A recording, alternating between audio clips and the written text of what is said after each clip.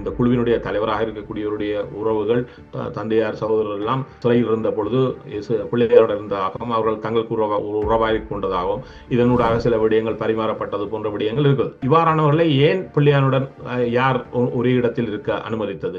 ஏன் அவர்கள் வெவ்வேறான இடத்தில் வைக்கப்படவில்லை? ஏன் இவர்கள் தங்களுக்கு உறவாடி கொள்வதற்கான வாய்ப்பை யாரை ஏற்படுத்தி கொடுத்தது? சிறையில் கோத்தபய கூட பிள்ளையானுக்கு அமைச்சர் பதவி கொடுக்கவில்லை. பிள்ளையானை தவிர்த்துத்தான் வைத்திருந்தார். அதாவது மாவட்ட அபிவிருத்தி சபை தலைவராக வைத்துக் கொண்டு அமைச்சர் பதவி கொடுக்கவில்லை, சிறையிலிருந்து வெளியே கொண்டு வந்தாலும். ஆனால் மறுபுறத்தில் ரணில் விக்ரமசிங்க பிள்ளையானுக்கு அமைச்சர் பதவியும் கொடுத்தார். இதை பற்றி ஒரு முழுமையான ஆய்வுக்கு உட்படுத்தப்பட்டு பல விடயங்கள் தெளிவாக்கப்பட்டு இதனுடைய விடயங்கள் வர வேண்டும் என்றால், அதாவது இது விசாரணைக்கு உட்படுத்தப்பட வேண்டிய விடயங்கள் என்று சொன்னால், இந்த ஆட்சியில் இருந்தவர்கள் அனைவரும் விசாரணைக்கு உட்படுத்தப்பட வேண்டியவர்களாக மாறுகிறார்கள். அது ஜனாதிபதியாக இருந்தாலும் சரி, பிரதமர்களாக இருந்தாலும் சரி. இந்த உயிர்த்த ஞாயிறில் வரக்கூடிய பல விடயங்கள் பிம்பமாக வெளியே விடப்படுகிறது. அதற்கான பின்புலம் பகிரப்படவில்லை. இதனால் வரக்கூடிய சவால் என்று சொன்னால், சாதாரணமாக இருக்கக்கூடிய மக்களுக்கு இது யார் என்பதில் பல குழப்பங்கள் இருக்கிறது. அவை இந்த விசாரணை கிளீன் ஸ்ரீலங்கா என்று வெளிப்பட்டவர்கள் இந்த கிளீனாக இந்த விடயத்தில் இருக்க தவறி இருக்கிறார்கள். அரசியலில் நகர்த்தப்படும் காய்கள், திரைமறைவில் நடக்கும் ரகசிய பீரங்கள், உலகத் தமிழர் அறிந்தேயாக வேண்டிய உண்மைகளை தேடி ஒரு உடறுப்பு.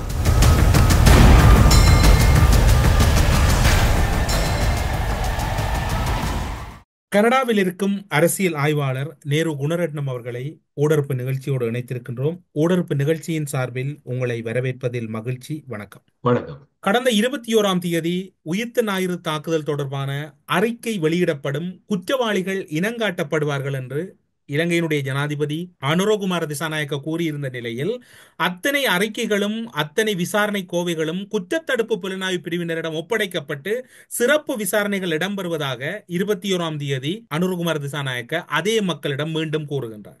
ஏன் அந்த அறிக்கை வெளிவரவில்லை? ஏன் குற்றத்தடுப்பு புலனாய்வு பிரிவினரிடம் அனுரவால் மீண்டும் கையளிக்கப்படுகின்றது? இதற்கு முன்னர் குற்றத்தடுப்பு புலனாய்வு பிரிவினர் இதற்குள் சம்பந்தப்படவில்லையா? அல்லது அவர்களுக்கு இந்த விவகாரம் தெரியாதா? ஏன் இந்த அறிக்கை வெளிவருவதில் தாமதம் அல்லது அறிக்கை வெளிவராமல் போனது? அனுரவின் கருத்தில் மாற்றம் ஏற்பட்டது. அதாவது கடந்த வாரம் நாங்கள் இந்த விடயம் பற்றி பேசுகின்ற பொழுது ஒரு விடயத்தை தெளிவாக குறிப்பிட்டிருந்தேன் என்று சொன்னால், இது ஒரு குற்றவியல் சார்ந்த விடயம். அவை இதில் குற்றவாளிகள் பலர் இலங்கை தீவில் எண்ணம் இருக்கிறார்கள் தண்டிக்கப்படாமல். அவை ஒரு குற்றவாளியை அடையாளம் கண்டு அவரை நீதிமன்றத்துக்கு அழைத்து வந்து அவர் குறித்த எவிடன்ஸ் என்று சொல்லக்கூடிய ஆதாரங்களை முழுமையாக கையளித்து அவர் மீதான குற்றப்பத்திரிகை தாக்கல் செய்யப்பட வேண்டும். அதை அரசாங்க மட்டத்தில் இருக்கக்கூடிய சட்டமா அதிபர் திணைக்களம் மேற்கொள்ள வேண்டும். அவை இதில் 2 தரப்பினர் இருக்கிறார்கள். சட்டமா அதிபர் திணைக்களத்தைச் சேர்ந்த வழக்கறிஞர்கள் வழக்கை தாக்கல் செய்வதும், அவற்றுக்கான ஆதாரங்கள் முழுமையான விடயங்களை கையளிக்கின்ற பொறுப்பு புலனாய்வுத்துறையிடம் சம்பந்தப்பட்டிருக்கிறது, பாதுகாப்புத்துறையிடம் சம்பந்தப்பட்டிருக்கிறது. அவர்கள் கையளிக்கக்கூடிய ஆதாரங்களின் அடிப்படையில் அதற்கான வழக்கை அவர்கள் சட்டமா அதிபர் திணைக்களம் முழுமையாக தயாரித்து அதை நீதிமன்றத்தில் சமர்ப்பிக்கும். அங்கு குற்றவாளிகளும் கையப்படுத்தப்படுவார்கள். இதுதான் ஒரு முறைமை. எந்த ஒரு நாட்டினுடைய இருக்கக்கூடிய அரசியல்வாதி, அவர் ஜனாதிபதியாக இருக்கட்டும், பிரதமராக இருக்கட்டும், அமைச்சராக இருக்கட்டும், யாராக இருக்கட்டும், அவர்கள் ஒரு குற்றம் சாட்டப்பட்ட குற்றவாளியை இவர்தான் குற்றம் சாட்டப்பட்டவர் என்றதை வெளியிட முடியாது. அது பாதிப்பானது. இந்த விடயத்தை நாங்கள் தெளிவாக கடந்த வாரம் வெளிப்படுத்தியிருந்தோம். இது தவறான அணுகுமுறையினுடைய அடிப்படை என்று. அப்பொழுது ஒரு கேள்வி வருகிறது. இப்பொழுது நாங்கள் சொன்னது போலவே அவ்வாறான ஒரு விடயத்தை செய்ய முடியாமல், அவ்வாறான விடயம் ஒன்றே இல்லாத போன்று அனுரகுமார திசாநாயக்க கடைசி நேரத்தில் இதிலிருந்து வெளியேறியிருக்கிறார். அதாவது ஏற்கனவே அவர் ஒரு அறிக்கையை நாங்கள் கையெழுத்திருக்கிறோம் என்று சொல்லக்கூடிய அந்த அறிக்கை, இப்பொழுது அந்த அறிக்கை 65,000 பக்கங்களை கொண்டது. நாங்கள் அவற்றை ஆய்வு செய்வதற்காக 3 கொண்ட போலீஸ் திணைக்களத்தில் இருக்கக்கூடிய சுரேஷ் அதிகாரிகள் 3 கொண்ட ஒரு குழுவை நியமித்திருக்கிறோம். அந்த குழு அந்த பக்கங்களை, இவ்வளவு ஆயிரங்களில் இருக்கக்கூடிய பக்கங்களை முழுமையாக ஆய்வுக்குட்படுத்தும். அதில் மேற்கொண்டு செய்யப்படக்கூடிய நடவடிக்கைகளை அவர்கள் திட்டமிடுவார்கள் என்ற வகையில் போலீஸ் திணைக்களம் ஒரு அறிக்கையையும் சமகாலத்தில் விட்டிருக்கிறது. இப்பொழுது மக்களுக்கு ஒரு பிம்பம் உருவாக்கப்பட்டது.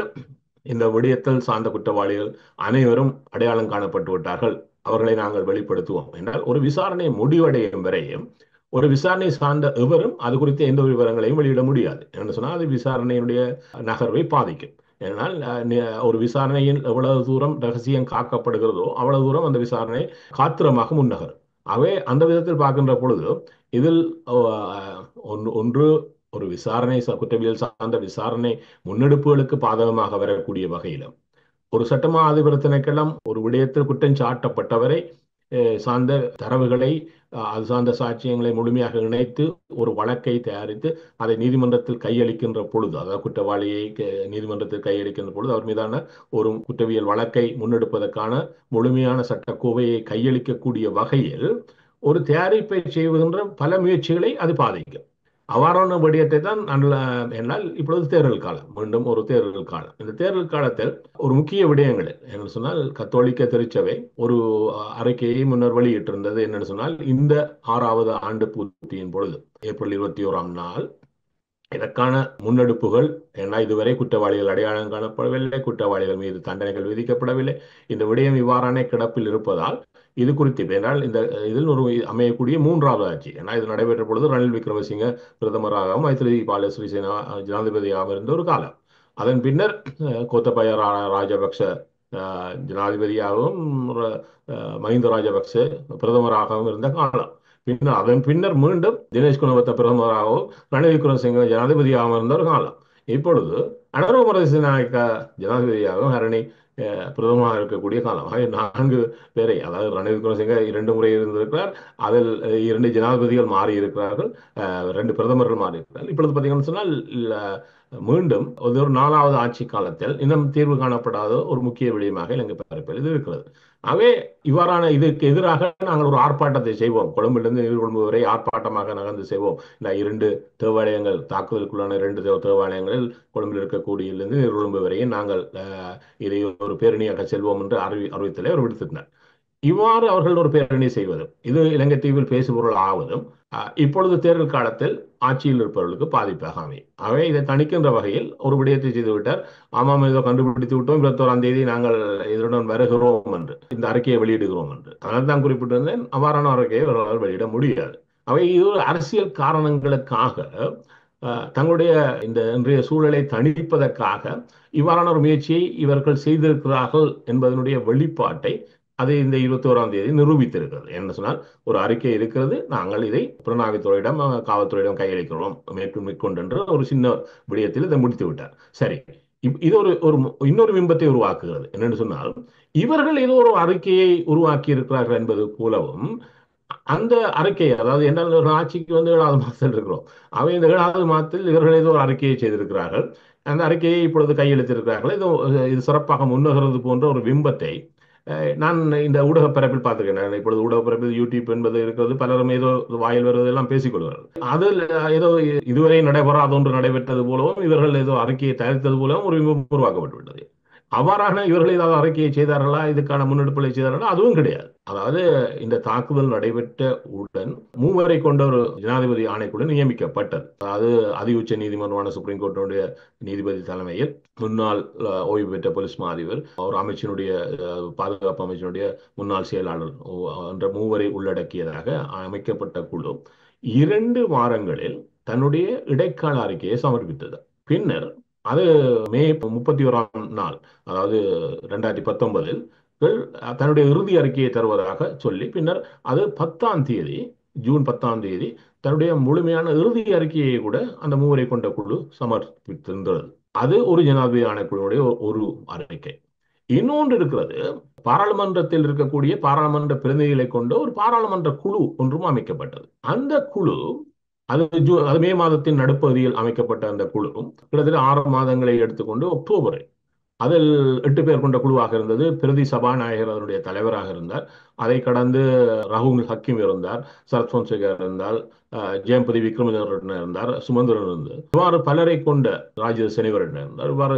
இவர்கள் எல்லாத்தையும் உள்ளடக்கியதாக இந்த குழுவில் இணைந்து கொள்ள SLP மறுத்துவிட்டது. அதையும் இந்த இடத்தில் நாங்கள் கவனத்தில் கொள்ள வேண்டும். ஆகவே இந்த குழு ஒரு நீண்ட அறிக்கை, பல பக்கங்களை கொண்ட அறிக்கைகளை அது பலரை ஆய்வுக்குட்படுத்தியது. அவர்கள் அமைச்சர்களை அழைக்கலாம், பிரதமரை அழைக்கலாம், எவருக்கும் அவர்களுக்கு உரித்து இருக்கிறது என்று சொல்லப்பட்டது. பகிரப்பட்ட உள்ளக தகவல்கள், அதாவது இந்தியா கொடுத்ததாக சொன்னது, கிடைக்கப்பட்ட எச்சரிக்கைகள் சரியாக கையாளப்பட்டவனா, யார் இதில் தவறடைத்தார்கள், இதில் யார் யாரெல்லாம் சம்பந்தப்பட்டிருக்கார்கள் என்ற ஒரு விவரம் கொண்ட ஒரு பெரிய ஆய்வை அவர்கள் நடத்தி அவர்களுக்கு கிடைத்த தகவல். இப்போ இதில் ஒன்றை புரிந்து கொள்ள வேண்டும்.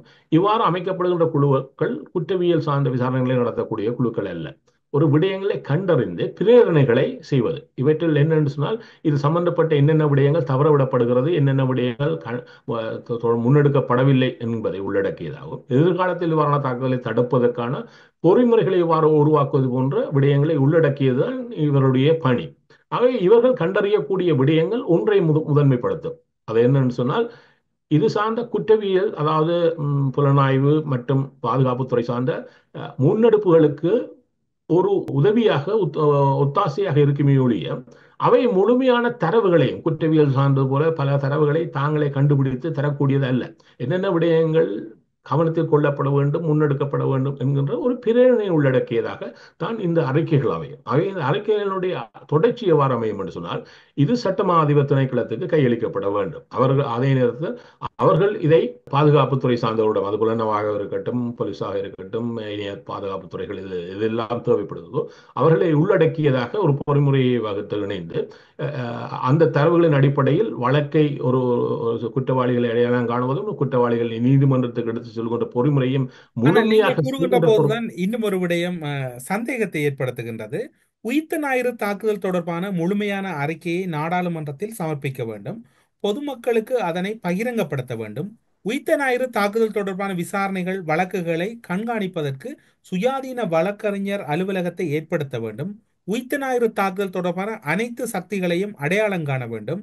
உண்மையை மக்களுக்கு தெரிவிக்க வேண்டும். உயிர்த்த ஞாயிறு தாக்குதலுக்கு காரணமானவர்கள் அவர்கள் எந்த பதவியில் இருந்தாலும் அவர்களை நீதியின் முன் நிறுத்த வேண்டும். கருதினால் மல்கம் ரஞ்சித் அவர்கள் உயிர்த்த ஞாயிறு தாக்குதல் தொடர்பில் அதன் நினைவு நாளில் இந்த கருத்துக்களை வலியுறுத்துகின்றார். கிட்டத்தட்ட அவருடைய உரையாடல் பகுதியை பார்க்கின்ற போது அனுரகுமாரவின் கருத்துக்கும் அவருடைய கருத்துக்கும் சொல் வேறுபாடு இருக்கின்றதே ஒழிய, ஆனால் அர்த்தம் உண்டாகத்தான் இருக்கின்றது. ஆமா, இப்பொழுது அவர்கள் சொன்னது போல பின்னர் ஆர்ப்பாட்டத்தையும் செய்தார்கள் எதிர்கொள்ளும்.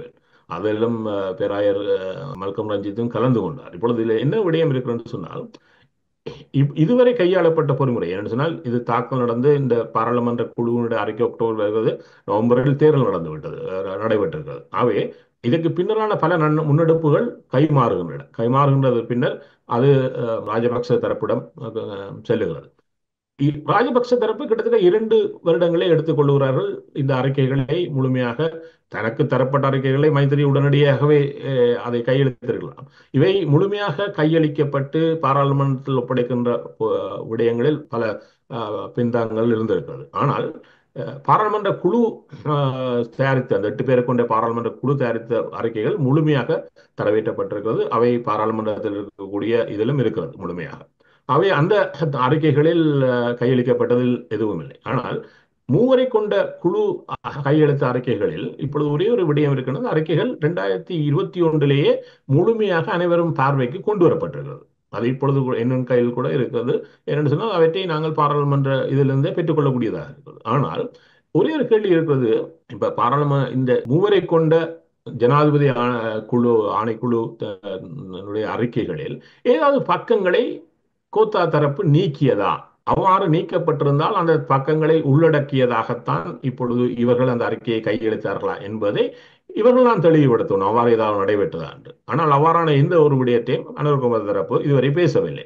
அவ்வாறு நாங்கள் இன்னும் ஒரு சந்தேகம் இருக்கின்றது. 21ஆம் தேதி அதனை வெளிப்படுத்துவேன் என்று கூறியவர் நீங்கள் கூறுகின்ற காரியத்தையாவது கூறியிருக்கலாம். ஆனால் அதே நாளிலே அந்த விடயத்தை வெளிப்படுத்தாமல் இவற்றை நாங்கள் குற்றத்தடுப்பு புலனாய்வு பிரிவினருக்கு ஒப்படைக்கின்றோம் என்றால், இவ்வளவு காலமும் இந்த அறிக்கை தொடர்பில் குற்றத்தடுப்பு புலனாய்வு பிரிவினர் பகுப்பாய்வு செய்யவில்லையா?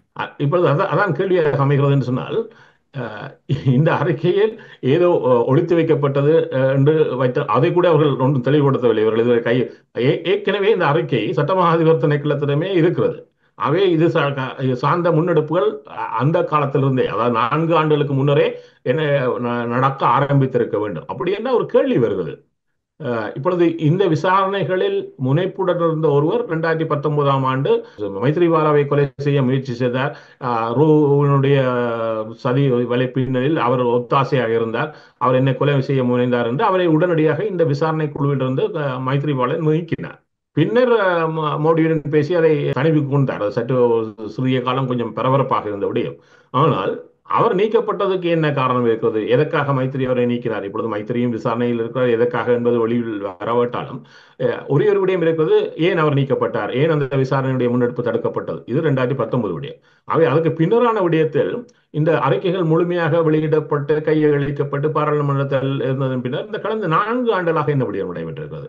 இதில் எந்த விதமான முன்னெடுப்புகளுக்கான தடைகள் இருந்திருக்கிறது? அவற்றினுடைய பின்னணி என்ன? அதில் யார் யாரெல்லாம் அரசியல் சார்ந்து சம்பந்தப்பட்டிருக்கிறார்கள்?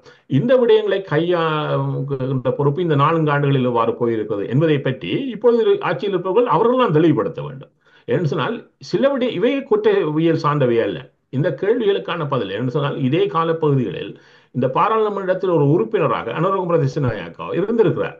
இப்பொழுது இருக்கக்கூடிய பிரதமர் ஹரணி இருந்திருக்கிறார்.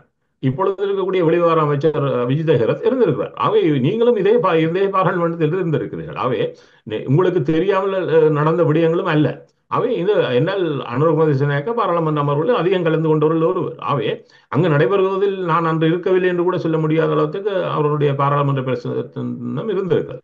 அவை பாராளுமன்றத்தில் இவ்வாறான விடயங்களில் இவர்கள் தங்களுடைய காலத்தில் ஏன் இந்த முன்னெடுப்புகள் தாமதிக்கின்றன, ஏன் இவற்றை நாங்கள் விரைவுபடுத்தவில்லை என்ற எந்த விதமான விடயங்களும் என்றால் இது சார்ந்த விடயங்களை ஆய்வுக்கு உட்படுத்திய பொழுது பாராளுமன்ற பக்கத்தில் அவை பெரிதாக எங்கும் என் கண்ணில் படவில்லை. அதனால் தான் ஒரு கேள்வி எழுகிறது என்று சொன்னால், இப்பொழுது ஒன்றை சொல்லுகிறார்கள், நாங்கள் வெளிப்படையாக இருப்போம், மக்களுக்கு உண்மையாக இருப்போம், எல்லாத்தையும் கடந்த கால தவறுகளை எல்லாம் நாங்கள் சுத்திகரித்து சிறப்பான ஒரு ஆட்சியை தருவோம் என்று சொல்லுவார்கள். ஏன் இந்த விடயத்தில் இவ்வாறு நடந்திருக்கிறார்கள்? இது ஒரு கேள்வி எழுப்புகிறது. இப்பொழுது ஒரு விடயம் இந்த விடயத்தில் பேசப்பட்டது என்றால் FBI அறிக்கை ஒன்று கூட. இதில் பின்னர் இப்பொழுது ஒரு விடயம் வந்திருக்கிறது. ஆஸ்திரேலிய போலீஸ் துறை, இங்கிலாந்தினுடையது, மற்றது டச் போன்ற நாடுகளுடைய விடயங்களும் இதில் சம்பந்தப்பட்டிருக்கிறது என்ற விடயம் எல்லாம் பேசப்படுகிறது. இதில் ஒரு விடயம் என்று சொன்னால் இது ஒரு விடயத்தை ஒரு பிம்பத்தை இதுவும் ஒரு தவறாக ஏற்படுத்துகிறது என்று சொன்னால், உலகத்தில் இருக்கக்கூடிய போலீஸ் துறைகள் எல்லாம் இந்த விடயத்தில் ஆய்வை செய்திருக்கிறார்கள் என்பது போன்ற ஒரு பிம்பம் இல்லை. இதில் ஒரு தெளிவு இருக்கிறது என்று சொன்னால், ஏன் அமெரிக்க FBI இதில் தலையிட வேண்டும், ஆஸ்திரேலிய விடயம் தலையிட வேண்டும், இங்கிலாந்தினுடைய ஸ்காட்லாந்து யார்டில் இணைய வேண்டும்? அவர்கள் இலங்கை தீவில் இது குறித்த எந்த ஒரு விசாரணையும் தாங்களாக நடத்தவில்லை. அவர்களுடைய ஏன்னு சொன்னால் இதில் கொல்லப்பட்ட வெளிநாட்டவர்கள் இருக்கிறார்கள். இந்த தாக்குதலில் கொல்லப்பட்ட வெளிநாட்டவர்கள் அமெரிக்கர்கள் இருக்கிறார்கள், ஆஸ்திரேலியா சேர்ந்தவர்கள் இருக்கிறார்கள், இங்கிலாந்து சேர்ந்தவர்கள் இருக்கிறார்கள், ஐரோப்பிய வட்டைகள் ஏனைய இடங்களில் இருக்கக்கூடியவர்கள் இருக்கிறார்கள். அவர்கள் எங்கெங்கெல்லாம் இருக்கக்கூடியவருடைய குடிமக்கள் இலங்கை தீவில் இந்த தாக்குதலில் இறந்து போனார்களோ அந்த நாடுகள் துறையினர் இது குறித்த ஆய்வுகளை, ஏன்னா சில நேரம் சட்ட ரீதியாகவும் வருகின்ற பொழுது அவர்கள் அறிக்கை சமர்ப்பிக்க வேண்டியவர்கள். இரண்டாவது, தங்களுடைய நாட்டு பிரஜைகளுடைய விவரத்தில் அவர்கள் தலையிட்டாக வேண்டும். இது குறித்த ஒரு அறிக்கை அவர்கள் தயாரிக்க வேண்டும். இந்த அறிக்கைகளில் பெரும்பாலும் நடைபெற்ற விடயம் என்று சொன்னால், இலங்கையில் இருக்கக்கூடிய காவல்துறை, புலனாய்வுத்துறையினர் வழங்குகின்ற தகவலை வைத்துக் கொண்டே அவர்கள் இந்த அறிக்கைகளை பெரும்பாலும் தயாரித்திருக்கிறார்கள். அவர்களாக யாரையும் பெரிய விசாரணைக்குட்படுத்தி, அதாவது தடயங்களை பார்ப்பதை கடந்து அவர்கள் வேறு விடயங்களில் பெரிதாக இதண்டார்களோ இல்லை. இந்த விடயத்தில் தான் ஒரு பொறுப்பு வருகிறது. இந்த அறிக்கைகள் இலங்கை தீவில் நடைபெற வேண்டிய உண்மையான எந்த ஒரு விசாரணைக்கும் ஒரு உந்து சக்தியாக அல்லது அதுக்கான ஒரு அடித்தளமாக இருக்க போவதில்லை. அது இலங்கை தீவில் இன்னும் ஒரு சந்தேகம் எழுகின்றது. இலங்கையிலே இந்த விசாரணை இடம்பெறுகின்றது. விசாரணை ஆரம்பிக்கப்பட்ட பின்னர் தான் அசாத் மௌலானா இலங்கையிலிருந்து வெளியேறுகின்றார், பல தகவல்களை கூறுகின்றார். இந்த விசாரணையை மேற்கொள்ளுகின்றவர்கள் தற்போது கூறுகிறார்கள், அசாத் மௌலானாவின் வாக்குமூலத்தின் அடிப்படையிலும் இப்போது பல விடயங்கள் கிடைக்கப்பெறுவதாக கூறப்படுகின்றது. அந்த விசாரணை அல்லது நாடாளுமன்ற குழுவினுடைய விசாரணையிலோ அல்லது ஜனாதிபதி ஆணைக்குழுவின் விசாரணையிலோ அசாத் மௌலானா முன்னிலையாகவில்லை. அதன் பின்னர் தான் அவர் வெளியாகி இந்த கருத்துக்களை முன்வைக்கின்றார். அப்படியே அந்த கருத்துக்கள் முன்வைக்கப்பட்ட பின்னர் இவருடைய கருத்துக்கள் வருகின்ற போது அசாத் மௌலானாவின் வாக்குமூலத்தை அடிப்படையாக வைத்துத்தான் இன்னும் பல விடயங்கள் இடம்பெறுவதாகவும், குறிப்பாக பிள்ளையாருடைய கைது இடம்பெறுவதாகவும் நாடாளுமன்றத்திலே கூறப்படுகின்றது. புரியவில்லை ஒன்று. அப்படியே 2 அறிக்கைகள் அல்லது 3 அறிக்கைகள் தயாரிக்கப்பட்டிருக்கின்றன. அதாவது இது என்ன விடயம் சொன்னால், 2 ஏனையவர்கள் இது குறித்து மேலதிகமாக எதுவும் செய்யவில்லை. அதாவது உடனடியாக அமைந்த ஒரு ஜனாதிபதி ஆணைக்குழு, மைத்ரிபால சிறிசேன நியமித்த 3 கொண்ட குழு மட்டும்.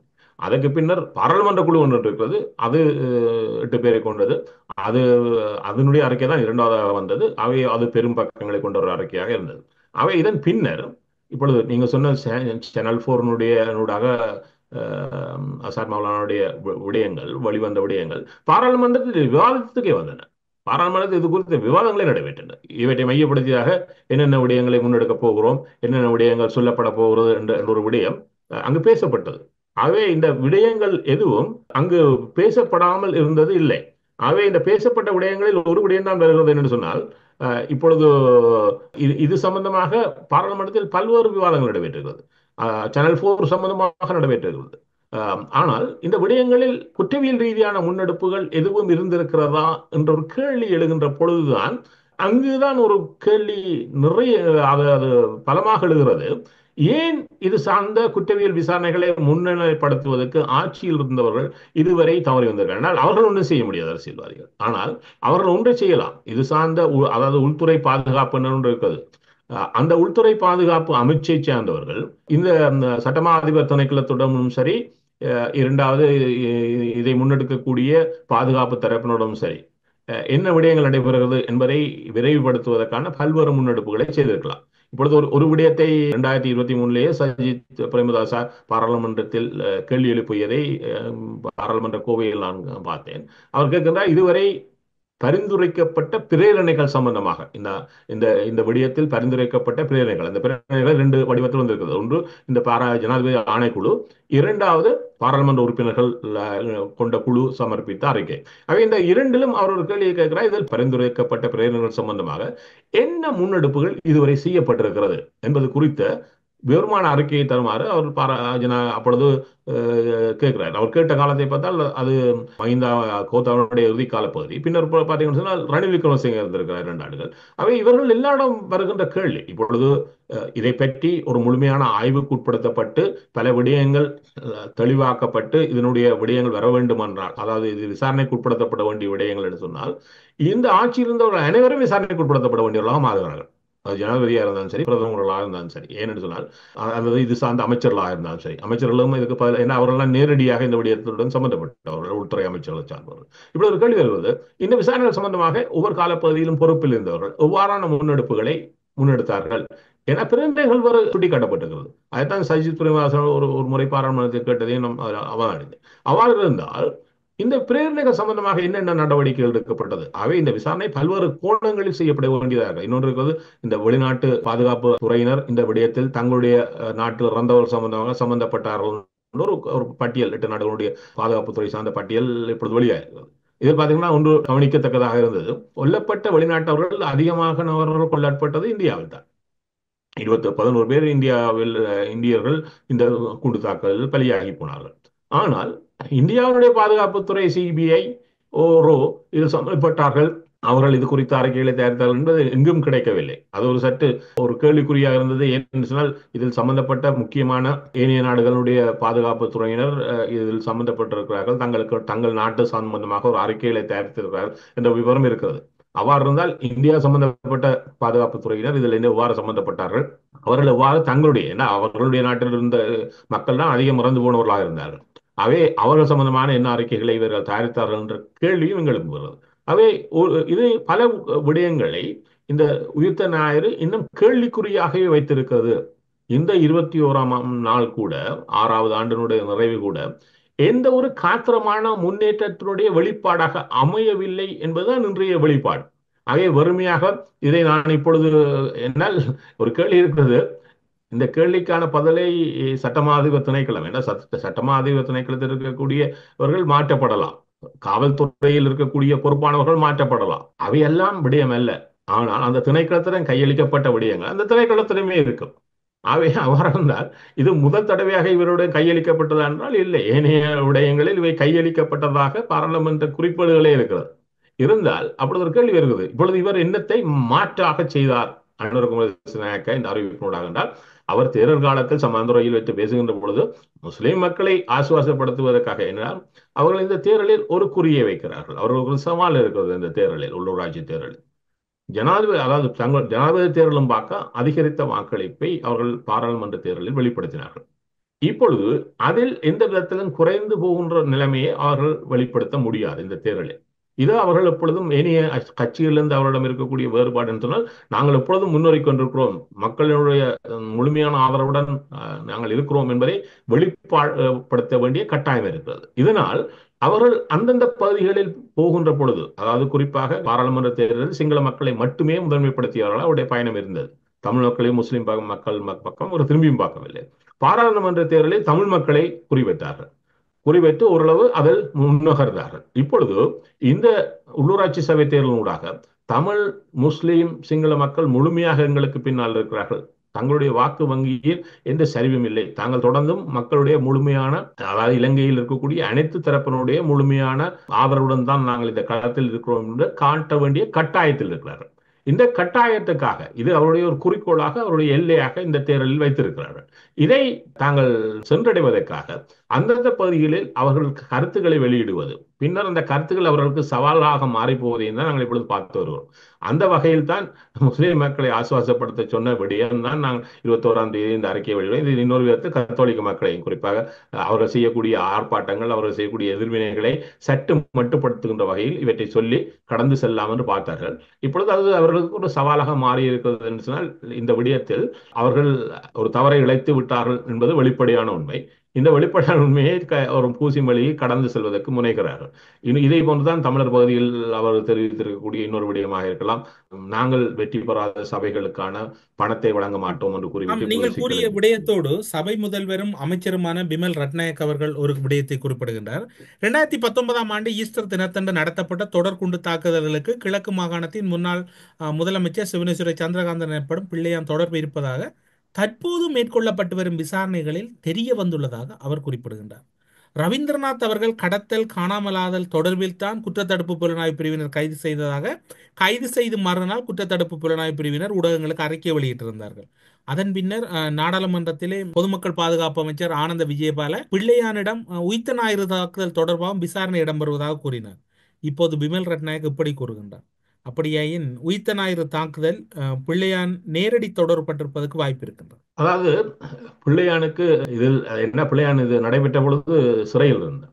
அவை பிள்ளையான் வெளியே இருந்து நேரடியாக சம்பந்தப்பட்ட ஒருவராக இருக்க முடியாது என்றால், அதுக்கான வாய்ப்பு இல்லை என்றால் அவருக்கு என்றால் அவர் சிறையில் தான் இருக்கிறேன் என்பதை வெளிப்படுத்தக்கூடியதாக இருக்கும்.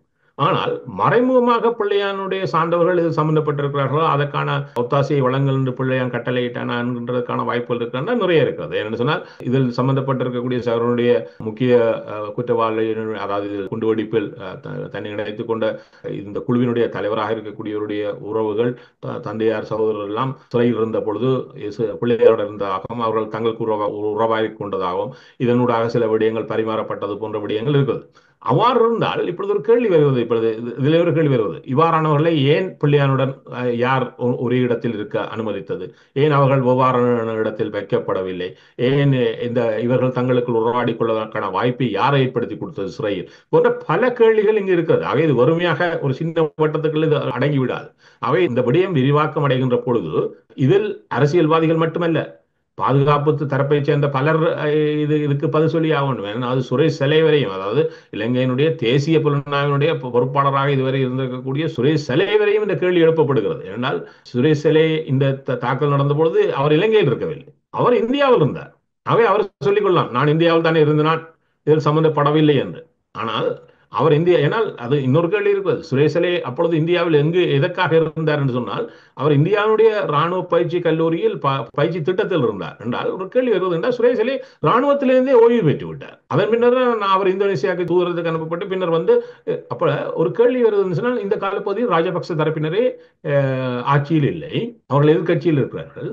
இவரை யார் என்றால், சுரேஷ் செலை சொல்லவில்லை நான் அப்பொழுது இந்தியாவில் இருந்தேன் என்று சொல்லி. அவர் ஒரு சந்திப்பை ஒழுங்குபடுத்திய பொழுது அசாத் மௌலானா சொன்னது, இவரை தான் அழைத்து சென்று சேவரன் குழுவினுடன் சந்திப்பதற்கான ஒழுங்கை நான் செய்துவிட்டு நான் அந்த சந்திப்பில் இருக்கவில்லை, நான் வெளியே இருந்தேன், இவர் இறக்கிவிட்டு பின்னர் ஏற்றி கொண்டு வந்தேன். அதற்குத்தான் சுரேஷ் செலை சொல்லியிருந்தார், இல்லை நான் அப்பொழுது இந்தோனேசியாவில் இருந்தேன், இது தவறானது என்கின்ற ஒரு வாதத்தை வைத்தார். ஆனால் இந்த குண்டுவெடிப்பின் பொழுது இந்தியாவினுடைய தாஜ் சமுத்ரா ஹோட்டல் சென்றிருந்த குண்டுதாரி ஏற்றி வருமாறு சுரேஷ் செலை தன்னை அழைத்து சொன்னதாக அசாத் மௌலானா சொன்ன பொழுது, சுரேஷலே அதுக்கான பதிலை வெளிவாழ்வில் நான் செய்யவில்லை என்று மட்டும் சொன்னார். ஆனால் கோத்தபய உடனடியாக ஒரு அறிக்கையை வெளியிட்டார் இது சம்பந்தமாக. என்னால் அவரும் இணைக்கப்பட்டதால், என்னால் அவர் ஆட்சிக்கு வருவதற்கு இவ்வாறான குண்டுவெடிப்பின் ஊடாகத்தான் இதை பயன்படுத்தி கொண்டார்கள் என்ற ஒரு பிம்பம் இருப்பதால் அசாத் மௌலானா விடயத்தில் கோத்தபய ஒரு அறிக்கையை வெளியிட்டார். அந்த அறிக்கையில் அவர் குறிப்பிட்டதுன்னு சொன்னால், அவர் சுரேஷலைக்காக வக்காலத்து வாங்கி கொண்டார். சுரேஷலை அப்பொழுது இந்தியாவில் இந்த ராணுவ பயிற்சி கல்லூரியில் இருந்தார். அப்போ ஒரு கேள்வி வருகிறது, ராணுவத்திலிருந்து ஓய்வு பெற்றவர், இலங்கையினுடைய பாதுகாப்பு கட்டமைப்பில் இப்பொழுது எந்த வகைப்பாகத்தையும் கொண்டிருக்கவில்லை. அவர் எவ்வாறு இந்தியாவினுடைய ராணுவ பயிற்சி கல்லூரிக்கு அனுப்பப்பட்டார்? ஓய்வு பெற்றவர், அனுப்பியவர் யார்? அனுப்பியவர்களில் கட்டாயம் இதுக்கு ஒரு பதில் யாரிடம் இருவர் சொல்லி ஆக வேண்டும். ஒன்று மைத்ரிபால சிறிசேன சொல்லி ஆக வேண்டும் ஜனாதிபதியாக, ரணில் விக்ரமசிங்க சொல்லியாக வேண்டும் பிரதமராக. அவ்வாறு இருந்தால் இவர் அனுப்பப்பட்டதற்கு பின்பணியில் இன்னொரு விடயம் நடைபெற்றிருக்கும். என்றால் ஒரு சிறிய காலம் 2018 இறுதி பகுதியில் ஒரு சிறிய காலம் ரணில் விக்ரமசிங்க ஆட்சியில் அமைக்கப்பட்டு ஒரு குறுகிய காலம் மஹிந்த ராஜபக்ச பிரதமராக இருந்தார். இந்த கால பகுதியிலா சுரேஷலே இந்த பயிற்சி திட்டத்துக்கு அனுப்பப்படுவதற்கு விடயம் நடைபெற்றது என்பது தெரிந்தால் இதில் கோத்த தரப்பினருடைய வேறு ஒரு வடிவம் வெளிப்படும். ஆகவே இந்த விடயத்தில் பல விடயங்கள் ஆய்வுக்கு உட்படுத்தப்பட வேண்டிய என்ன சொன்னால், இப்பொழுது இந்தியாவில் இருக்கிறார் என்பதற்காக தொலைபேசி அழைப்பை எடுத்து அசாத் மௌலானாவை சென்று தாஜ் சமுத்திரம் இந்தியா இந்தியா என்று கூறுவதனால் இந்தியா இலங்கையில் இப்படியான ஒரு அனர்த்தம் அல்லது இப்படி ஒரு தாக்குதல் இடம்பெறப் போவதாக இலங்கைக்கு எச்சரித்திருந்ததான ஒரு செய்திகளும் இருக்கிறது அல்லவா? அவை தொடர்பில் பாதுகாப்பு தரப்பினரும் புலனாய்வு தரப்பினரும் முறையாக அணுகவில்லை அல்லது அவை தொடர்பில் கவனம் செலுத்தவில்லை என்கின்ற ஒரு குற்றச்சாட்டம் இருக்கின்றது. இப்பொழுது இதை எடுத்து தான் அந்த கேள்வியும் வருது, ஏன் தாஜ் சமுத்ரா அங்கிருந்தவர் வெளியேற்றப்பட்டார்? இப்பொழுது பாருங்கள், 8:30 9:15 2 தேவாலயங்கள் 3 தேவாலயங்கள் 3 நட்சத்திர விடுதிகள் மீது தாக்குதல் நடத்தப்பட்டு விட்டது. ஆனால் தாஜ் சமுத்ரா சென்றவர் அங்கிருந்து வெளியேறி 2 மணிக்கு தான் ட்ரோபிகளின் தன்னுடைய குண்டை வெடிக்க வைத்தார். அப்போ ஒரு நீண்ட காலப்பகுதியில் அவர் வெளியே வந்ததற்கான காரணம் என்ன? ஏன்னா ஏனையவர்கள் இவர் சம்பந்தப்பட்ட அனைவரும் ஒரு குறிப்பிட்ட நேரத்துக்குள் விரைவாக தங்களுடைய குண்டுகளை வெடிக்க வைத்திருக்கிறார்கள் சொன்னால், அல்லது பாதுகாப்பு தீவிரப்படுத்தப்பட்டால் தாங்கள் மாட்டிக்கொள்ளுவோம் அச்சத்தில் ஏனையவர்கள் அதை செய்யவில்லை. அவ்வாறு திட்டமிட்டப்பட்ட பொழுது தாஜ் சமுத்திராவுக்கு சென்றவர் அங்கிருந்து ஒரு தொலைபேசியை எடுத்து பேசுகிறார். இது அங்கு இருக்கக்கூடிய இதில் பதிவாகி இருக்கிறது. அவர் தொலைபேசி எடுத்து பேசுகிறார், ஒரு இடத்தில் இருக்கிறார், அங்க இருக்கக்கூடிய உணவு விடுதியில் இருக்கிறார், தொலைபேசியில் பேசுகிறார், பின்னர் அங்கிருந்து வெளியேறி நட்சத்திர விடுதியை தாஜ் சமுத்திரா விட்டு முழுமையாக வெளியேறுகிறார். அவ்வாறு இருந்தால் இதன் பின்புலம் என்ன? அசாத் மௌலானா சொன்னது போல சுரேஷ் சலே அவ்வாறு தனக்கு அவர் ஒரு தொலைபேசி அழைப்பை எடுத்து சொல்லி இருந்தால் அவர் அப்பொழுது இந்தியாவில் இருந்திருக்கிறார் என்பதும் அடையாளப்படுத்தப்பட்டால் இதனுடைய பின்புலம் என்ன என்பதை கண்டறிய வேண்டியது இங்கிருக்கக்கூடிய புலனாய்வு தரப்பினுடைய கூறுகின்ற சுரேஷ் அளவை இன்று வரைக்கும் குற்றத்தடுப்பு புலனாய்வு பிரிவினர் ஒரு விசாரணைக்காக கூட அவரை அழைக்கவில்லை. அவர் இன்று வரைக்கும் ஒரு சாதாரணமான நபராகத்தானே நடத்தப்படுகின்றார். அவரிடம் ஒரு விசாரணை இல்லை, அவருக்கான கெடுபிடிகள் இல்லை. இந்த விவகாரம் மற்ற கட்டத்துக்குள் தானே சென்று கொண்டிருக்கின்றது. ஆமா, இது இங்கு மட்டும் வரவில்லை, இதை கடந்தும், அதாவது முன் இந்த குண்டு வெடிப்பில் சம்பந்தப்பட்டவர்கள் சம்பந்தமான சகரன் சம்பந்தமான பிடியாணையே இருந்தது, அவரை பிடிக்குமாறு உடனடியாக. ஆனால் அவர்கள் குறித்த அந்த விடயங்கள் இருந்திருக்கிறது, இவர்கள் குறித்த அச்சம் இருந்திருக்கிறதா பாதுகாப்பு தரப்பிலும் இருந்திருக்கிறது. ஆனால் ஏன் நடவடிக்கைகள் எடுக்கப்படவில்லை இவ்வாறான சார்ந்தவர்களிடம்? ஏன் இவர்கள், அதாவது குறிப்பாக வவனதீவில் வைக்கப்பட்ட குண்டு வெடிப்பில் இப்பொழுது இருக்கக்கூடிய ரவியும் பாதுகாப்பு அமைச்சர் இருக்கக்கூடிய ரவியும் இருக்கிறார், இப்ப புலனாய்வு இருக்கக்கூடிய ஷானி இருக்கிறார். இவர்கள் எல்லாம் ஏன் இவர்கள் சம்பந்தமாக அந்த விடயத்தில் ஒரு பெரிய ஒரு விடயம் இருக்கிறது. ஏன்னு சொன்னால் அதில் சம்பந்தப்பட்டவர்களாக 2 முன்னாள் போராளிகள் அடையாளம் காணப்பட்டு அவர்களால் இவர்கள் அழைத்து வந்தார்கள். அங்கு ஒரு வெடிக்கின்ற ஒரு அங்கியை கூட போட்டு வைத்து இவர்களை நோக்கி, அதாவது திட்டமிடப்பட்டே அங்கு சான்றுகள் போடப்பட்டு இவர்கள் அதில் உள்வாங்கப்பட்டார்கள். ஆனால் பின்னர் இந்த குண்டுவெடிப்பின் பின்னர் இவர்கள் தடயங்களை தேடி சென்ற பொழுது சொன்னார்கள், இல்லை, இதை இந்த அங்கு வவனதீவில் இருக்கக்கூடிய காவலர்கள் இருக்கக்கூடிய 2 போலீசாரை, ஒரு தமிழ் ஒரு சிங்கள போலீசாரை சுட்டுக் கொண்டவர்கள் இதே தரப்பினர் தான், அதாவது இந்த குண்டுவெடிப்புடன் சம்பந்தப்பட்டவர்களான் என்று பின்னர் அவர்கள் விடுவிக்கப்பட்டார்கள். ஆனால் அந்த விசாரணையை திசை திருப்பியதாகத்தான் ஷானியும் ரவியும் அடையாளம் காணப்பட்டார். அப்படி என்று சொன்னால் அவர்கள் எதற்காக இப்பொழுது பார்த்தீங்கன்னு சொன்னால் அவர்கள் மீது இவர்கள் விசாரணை நடத்த முடியுமா இந்த விடயத்தில்? ஏன்னா இவர்களே முக்கியமான பதவிகளில் வைத்திருக்கிறார்கள். இன்னொரு விடயம் இருக்கிறது, நீங்க சொன்னது போல முன்னாள் இந்த பாதுகாப்பு கட்டமைப்புகளுக்கு உச்சமானவர் சுரேஷ் சலே வரையும் வந்திருக்கிறது. இந்த விடயங்களை இவர்களால் விசாரிக்க முடியுமா என்ற கேள்வி இப்பொழுது ஒரு முக்கியமான விடயம். இப்ப இந்த அரசியல்வாதிகளை விட்டு விடுவோம், அவர்கள் மீது விசாரணைகள் நடத்தப்பட வேண்டும், அவர்கள் இதில் எவ்வாறு சம்பந்தப்பட்டிருக்கிறார்கள் என்பது கண்டறியப்பட வேண்டும் என்பது எவ்வளவு முதன்மையாக இருக்கிறதோ அதுபோன்றுதான் இந்த பாதுகாப்பு கட்டமைப்பில் இருக்கக்கூடியவர்கள், அதாவது இன்று புலனாய்வுத்துறையுடைய தலைமை வரையும் வந்து நிற்கிறது. அவர்தான் இப்பொழுது இந்த விசாரணைக்கு பொறுப்பாக இருக்கிறார். அதான் நான் கடந்த முறை வாரம் சொன்னது. இவர்களை எல்லாம் விசாரணைக்கு உட்படுத்தி ஒரு முழுமையான ஒரு விடயத்தை இப்பொழுது நீங்கள் கூறுகின்ற பக்கத்தில் இன்னும் உங்களிடம் நீங்கள் கூறுகின்ற போது சந்தேகங்கள் வலுக்கின்றது. நானாக சந்தேகப்படவில்லை. அமைச்சர் பிமல் ரட்நாயக்க கூறுகின்றார், அதாவது இந்த தாக்குதல் அரசாங்கத்தை தொடர்புபடுத்திய சில நிறுவனங்கள் உயர்மட்ட பங்களிப்புடன் இடம்பெற்றுள்ளது என்பது தற்போது தெளிவாக உள்ளதாகவும் சுட்டிக்காட்டுகின்றார். இந்த தாக்குதல் தொடர்பில் சந்தேகமுள்ள குழுக்கள் அந்த தாக்குதலுக்கு பின்னர் நாட்டின் ஆட்சி அதிகாரத்தை கைப்பற்றியதையும் கொண்டிருந்ததாகவும் அவர் குறிப்பிடுகின்றார். இந்த தாக்குதலின் பின்னர் தாக்குதலோடு தொடர்புபட்டவர்கள் நாட்டின் ஆட்சி அதிகாரத்தையும் கொண்டிருக்கின்றார்கள்.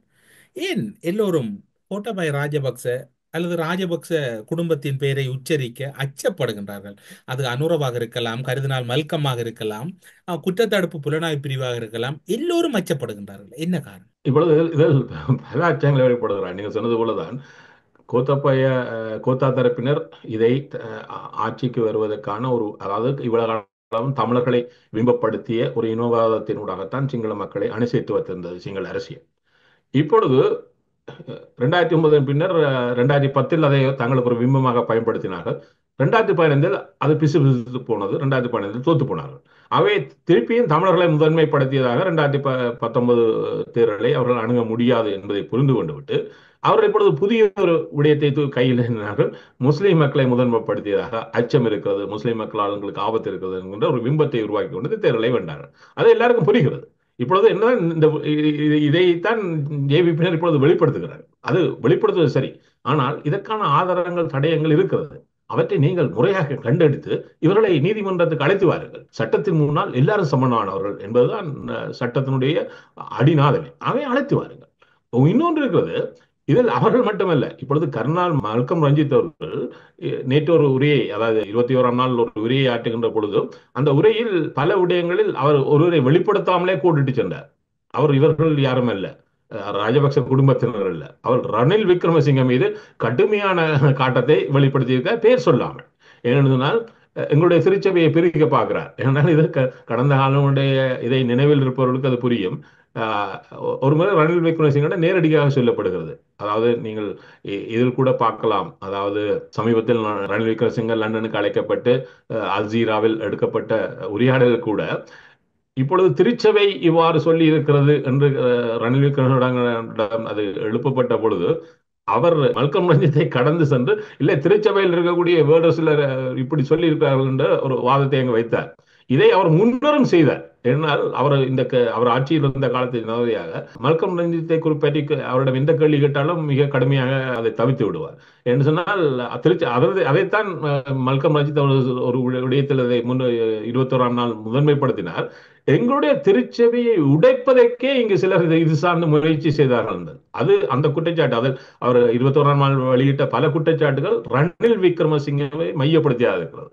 ஆகவே இந்த விடயங்களில் இதில் உடைக்க முனைந்தார் என்பது ஒரு குற்றவியல் சட்டமாக வருமா என்பது கடந்து இதில் இப்பொழுது கோத்தபயாவினுடைய தயவில் அல்லது ராஜபக்ச குடும்பத்தினுடைய தயவில் ஆட்சிக்கு வந்திருக்கக்கூடிய ரணில் விக்ரமசிங்க இந்த விடயத்தில் அந்த 2 ஆண்டுகளில் முன்னெடுப்புகளில் பல விடயங்களில் தவறி இருக்கிறார் என்பதுதான் உண்மை. அவ்வாறாக இருந்தால் அதுவும் ஒரு குற்றவியல் சார்ந்த ஒரு சவாலாக மாற்றப்படலாம். ஆகவே இதில் ரணில் விக்ரமசிங்க எவ்வாறு கையாளப்பட போகிறார் என்றால், ரணில் விக்ரமசிங்க தான் இப்ப கோத்தபயா கூட பிள்ளையானுக்கு அமைச்சர் பதவி கொடுக்கவில்லை. பிள்ளையானை தவிர்த்து தான் வைத்திருந்தார். அதாவது மாவட்ட அபிவிருத்தி சபை தலைவராக வைத்துக் கொண்டு அமைச்சர் பதவி கொடுக்கவில்லை, சிறையிலிருந்து வெளியே கொண்டு வந்தாலும். ஆனால் மறுபுறத்தில் ரணில் விக்ரமசிங்க பிள்ளையானுக்கு அமைச்சர் பதவியும் கொடுத்தவர். அவே இந்த விடயத்தில் பல விடயங்களை குற்றவியல் சார்ந்து ஆய வேண்டி இருக்கிறது. குற்றவியல் சார்ந்து பல விடயங்கள் இதில் என்ன பின்புலம் இருந்திருக்கிறது, யார் யாருக்காக பின்புலத்திலிருந்து செயல்பட்டிருக்கிறார்கள் என்பது அரசியல் மட்டத்தில் முழுமையாக பரவி கிடக்கிறது. அவற்றை ஆய்வு செய்வது ஒன்று இருக்கிறது. இதை கடந்து இவர்களுடைய பணிப்புரையின் பேரில் ஒத்தாசையாக செயற்பட்ட பாதுகாப்பு தரப்பினர் பலர் இருக்கிறார்கள்.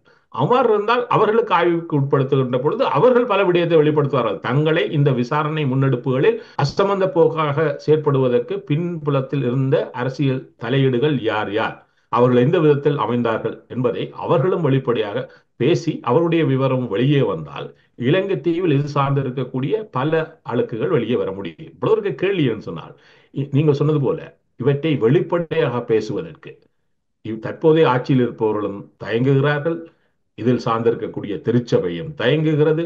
அவர்கள் மேலெழுந்த வாரியாக சொல்லுகிறார்கள். இப்பொழுது நீங்க சொன்னது போல மல்கம் ரஞ்சித்தனுடைய பேச்சை பார்த்துவிட்டு பலர் நான் பார்த்தேன், அவர்கள் ரணில் விக்ரமசிங்கே என்பது அவர்களுக்கு அதில் புரியவில்லை. அவர் நினைத்தார்கள் எல்லாரையும் நாங்கள் ஒரு அவருடைய வட்டத்துக்கு போடுகிறோம். இல்லை, அது மல்கம் ரஞ்சித்தனுடைய பல மறைமுக குற்றச்சாட்டுகள் ரணில் விக்ரமசிங்கே சார்ந்ததாக அமைந்தன. ஏனென்று சொன்னால் இந்த தொடர்ச்சியை முழுமையாக தெரிந்தவர்கள் ஆய்வுக்கு உட்படுத்தியவர்களுக்கு தான் தெரியும் இது எங்கெங்கெல்லாம் இவர்கள் குற்றச்சாட்டுகள். யாரும் வெளிப்படையாக பேரை சொல்லி இவர்தான் என்று குற்றம் சாட்டுவதற்கு தயாராக இல்லை. இதை கடந்து இன்னொன்று இருக்கிறது. இந்த விடயங்கள் அனைத்தையும் பாதுகாப்பு புலனாய்வு தரவினர் கையாள வேண்டிய கட்டாயத்தில் இருக்கிறது. அது ஒரே ஒரு கேள்விதான் இருக்கிறது. இந்த உயிர்த்த ஞாயிறில் வரக்கூடிய பல விடயங்கள் பிம்பமாக வெளியே விடப்படுகிறது. அதற்கான பின்புலம் பகிரப்படவில்லை. இதனால் வரக்கூடிய சவால் என்று சொன்னால் சாதாரணமாக இருக்கக்கூடிய மக்களுக்கு இது யார் என்பதில் பல குழப்பங்கள் இருக்கிறது. அவர்கள் தாங்களாகவே அதை இட்டு நிரப்புகிறார்கள் அந்த பெயர்களை. அது ஆபத்தானது. அவை இந்த விசாரணையை கிளீன் ஸ்ரீலங்கா என்று வெளிப்பட்டவர்கள் இந்த கிளீனாக இந்த விடயத்தில் இருக்க தவறி இருக்கிறார்கள். இவ்வாறே இவர்கள் தவறுவார்களாக இருந்தால் இதுவரை எவ்வாறு இந்த விடயத்தில் பல விடயங்கள் கேள்விக்குறியாகவே இருந்து கடந்து சென்றனவோ அதுபோன்றே இந்த விடயங்களும் கேள்விக்குறியாக கடந்து செல்லும். இதில் ஒரு விடயம் பேசப்பட்டது, சகரன் தங்கியிருந்த நட்சத்திர விடுதி. இந்த தாக்குதலுக்கு முன்னர் சில நாட்கள் அவன் தங்கியிருந்திருக்கான். அந்த தங்கியிருந்த விடுதியினுடைய அறை இலக்கமே இப்பொழுது வெளியே வந்திருக்கிறது. 665 என்கிற அறை இலக்கத்தில் அவன் இருந்தான். அவை அங்கிருந்திருந்தால் அவனுடன் யார் இருந்தார்கள் என்று பல கேள்விகள். அதாவது ஒவ்வொரு சிறு சிறு தரவும் பல கேள்விகளை தொடர்ந்து எழுப்புகிறது. இவை அனைத்துக்குமான பதில் ஒரு ஒழுங்கமைக்கப்பட்ட தெளிவான ஒரு சட்ட நடவடிக்கைக்காக 2 திணைக்களங்கள், சட்டமா அதிபர் திணைக்களமும் இது சார்ந்த பாதுகாப்பு அந்த தரவுகளையும் அடையாளங்களையும் கண்டெடுத்து வரக்கூடியது. இதனை வெறும் புள்ளியான் சார்ந்த ஒரு தாக்குதல் போன்ற ஒரு பிம்பத்தை உருவாக்குவதெல்லாம் ஆபத்தானது என்று சொன்னால் இதில் பலர் தப்பி போவதற்கான வாய்ப்பை நாங்கள் வழங்கிவிடுவோம். ஆகவே இதில் சம்பந்தப்பட்டிருக்கக்கூடியவர்கள் பலர் இருக்கிறார்கள். அவர்கள் அனைவரும் அடையாளம் காணப்பட்டு இதற்கான ஒரு பொறிமுறையை வெளிப்படுத்துகின்ற வகையில் இந்த அரசு வருகின்ற காலங்களில் வெளிப்படையாகவும் தெளிவாகவும் இயங்குமா என்கின்ற கேள்வி இந்த ஒரு வாரம் எங்களுக்கு நிறையவே எழுப்பியிருக்கிறது. ஊடறுப்பு நிகழ்ச்சியில் இணைந்து கொண்டு உயிர்த்த ஞாயிறு தாக்குதல் தொடர்பிலும் அதன் 6 ஆண்டுகள் கடந்த பின்னர் அரசினுடைய அறிவிப்பினுடைய தாமதங்களும் கருதினாளருடைய கருத்துக்களும் என்று பல முக்கிய தகவல்களை ஊடறுப்பு நிகழ்ச்சியின் வாயிலாக பகிர்ந்து கொண்டமைக்கு சிறப்பு நன்றிகளோடு உங்களிடம் விடைபெற்றுக் கொள்கிறோம். நன்றி, வணக்கம். நன்றி, வணக்கம். அரசியலில் நகர்த்தப்படும் காய்கள், திரைமறைவில் நடக்கும் இரகசிய பீரங்கள், உலகத் தமிழர் அறிந்தேயாக வேண்டிய உண்மைகளை தேடி ஒரு ஊடறுப்பு.